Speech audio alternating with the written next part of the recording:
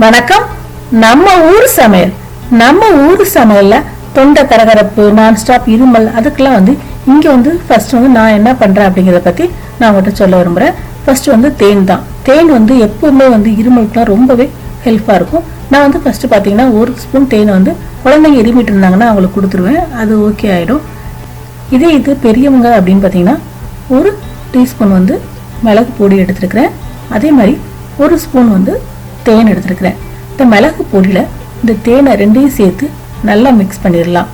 நல்லா மிக்ஸ் பண்ணிட்டு நம்ம அதை அப்படியே எடுத்து நம்ம நாக்கில் வச்சு மேல் தொண்டையெல்லாம் படுற மாதிரி நாக்கில் வச்சு மெதுவாக நம்ம உள்ளே இறக்கணும். இந்த மிளகுத்தூளும் இந்த தேனும் சேர்ந்து தொண்டைக்குள்ளே போகும்போது நமக்கு இருக்கிற அந்த தொண்டை கரகரப்பு, அந்த நான் ஸ்டாப்பாக இருமல் வர்றது எல்லாமே உடனேயே குயிக்காக ஸ்டாப் ஆயிடும். ரொம்ப நல்லது இந்த மிளகு தேன் சேர்க்கறது. இது எல்லாராலும் செய்யக்கூடிய ஒன்று தான். இதெல்லாம் பார்த்தீங்கன்னா நம்ம வீட்டில் இருக்கும்போது திடீர்னு நமக்கு இந்த மாதிரி ஆயிட்டுனா நம்ம செஞ்சுக்கலாம் அப்படிங்கிற மாதிரி பொருள் தான். அடுத்து தூதுவாலை பொடியாக கிடைச்சா நீங்கள் இந்த பொடியை தேனோட சேர்த்து மிக்ஸ் பண்ணி சாப்பிடலாம். நான் லேகியமாக ஊர்லேருந்து வாங்கிட்டு வந்திருக்கேன். இந்த லேகியத்தை கொஞ்சமாக எடுத்து அதை ஒரு உருண்டையாக்கி அதை நம்ம சாப்பிடலாம். இதையும் அப்படிதான் டபக்குன்னு வாயில் போட்டு முழுங்கிறாங்க. நல்லா நாக்கில் தள்ளி வச்சு மேல் துண்டெல்லாம் படுற மாதிரி நல்லா சப்பி அழகாக மெதுவாக நம்ம உள்ளே இறக்கி சாப்பிடணும். இப்படி சாப்பிடும்போது நமக்குள்ள அந்த கரகரப்பு இருமல்லாம் பார்த்தீங்கன்னா ரொம்ப குயிக்காகவே ஸ்டாப் ஆயிரும். இதுக்கு ஒரு பாட்டே இருக்குது. துதுவளையல அரைச்சி தொண்டையில தான் நினைச்சி மாமன் கிட்ட பேச போற மணிக்கணக்கா. அந்த மாதிரி இதை நீங்கள் சாப்பிட்டீங்கன்னா மணிக்கணக்காக பேசலாம். தொண்டை கரகரப்பு இருமல் எல்லாம் போயிடும்.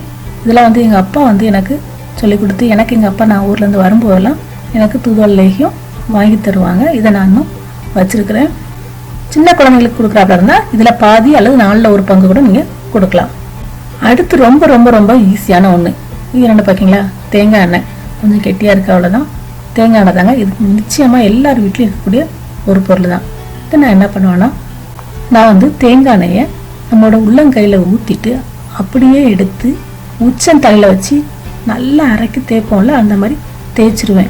அப்படின்னா நம்ம உடம்புல உள்ள சூடெல்லாம் இதாகி அந்த இருமலும் உடனேயே கம்மியாயிரும். பாருங்க, இது ட்ரை பண்ணி பாருங்கள். கண்டிப்பாக ஒர்க் அவுட் ஆகும். இதுவும் எங்கள் அப்பா எனக்கு சொல்லி தந்தது தான். நான் இந்த மாதிரி தான் செய்கிறது. நான் ஸ்டாப்பாக நைட்டில் இருமல் வந்துட்டுனா இந்த மாதிரி நான் எண்ணெய் எடுத்து தள்ள தேய்ச்சிட்டு அதேமாதிரி கழுத்துலேயும் தேய்க்கலாம். கொஞ்சம் கழுத்துலேயும் லைட்டாக தேய்ச்சிட்டு படுத்துடலாம். பாருங்கள், ஈஸியாக இருக்கக்கூடிய தேங்காய் எண்ணெய், மிளகுத்தூள், தேன், இந்த மாதிரிலாம் பொருள் நமக்கு ரொம்பவே ஹெல்ப்ஃபுல்லாக இருக்கும். அடுத்து நம்ம மிளகு பால் குடிக்கலாம், சுக்கு காஃபி குடிக்கலாம், இந்த மாதிரி செய்யலாம். ஆனால் இந்த குவாரண்டைன் நேரத்தில் ரொம்ப நான் ஸ்டாப்பாக உங்களுக்கு முடியலங்கிறத கண்டிப்பாக நீங்கள் ஹாஸ்பிட்டல் போய் தான் ஆகணும். இது சின்ன சின்ன எமர்ஜென்சிக்கு நம்ம வீட்டில் செய்யக்கூடியது. இந்த வீடியோ பிடிச்சிருந்தா லைக் பண்ணுங்கள், ஷேர் பண்ணுங்கள், சப்ஸ்கிரைப் பண்ணுங்கள். என்னோட இந்த வீடியோ பார்த்ததுக்கு மிக்க நன்றி.